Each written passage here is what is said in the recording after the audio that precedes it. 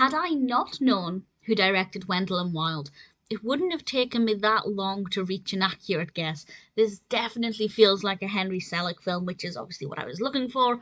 I love Henry Selick's work.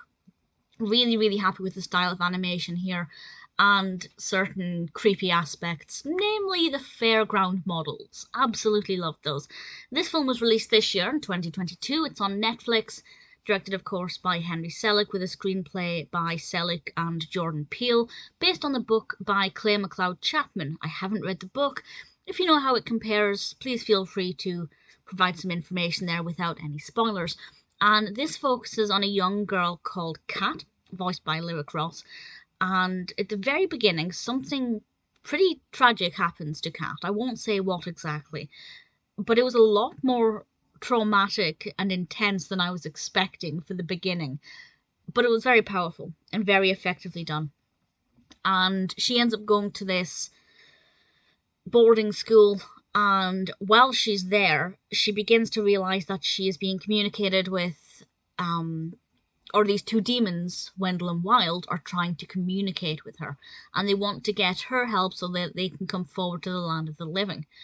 While they try and get her to do this, they also discover that they have a magic paste that kind of looks like toothpaste that can bring the dead back to life. And I won't say any more than that about the narrative, but it's all about Kat feeling very outcast. She doesn't help herself. She feels like, as she states several times, she feels like she's just going to hate herself her entire life, blaming herself for what happened at the beginning and never really making the effort. People extend an olive branch, she doesn't latch onto it. She doesn't do anything to help her situation. So maybe she doesn't have anything to lose in her eyes when these demons come forward. Maybe she will actually help them, but I won't say too much more about that. It certainly is unpredictable at certain times, maybe predictable in other ways. I will say that the final third wasn't as interesting. That's not to say I didn't like how it ended or how various things were resolved or the direction it took. I just felt like maybe the novelty, because it is quite unique, maybe the novelty wore a bit thin by the final third. That's not to say I didn't like it, but my enthusiasm definitely dipped towards the end. But nevertheless, I did really enjoy it. Kat, despite being a very pessimistic character, is very likable. I did understand why she felt certain ways and could, maybe she's not being the nicest character, but you can understand why.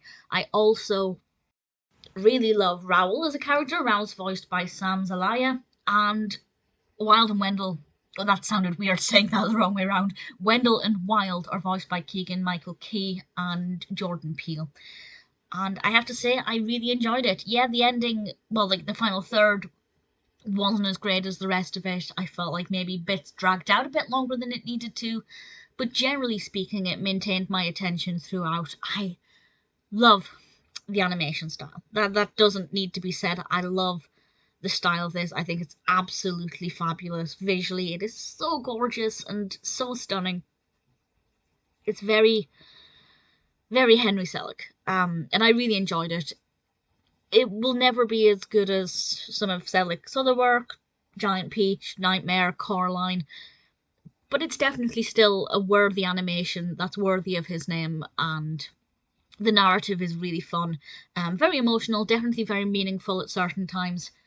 It's not perfect, but I will say that Wendell and Wild is a pretty decent all-round, well-written, well-animated film that's absolutely worth watching if you like this kind of thing.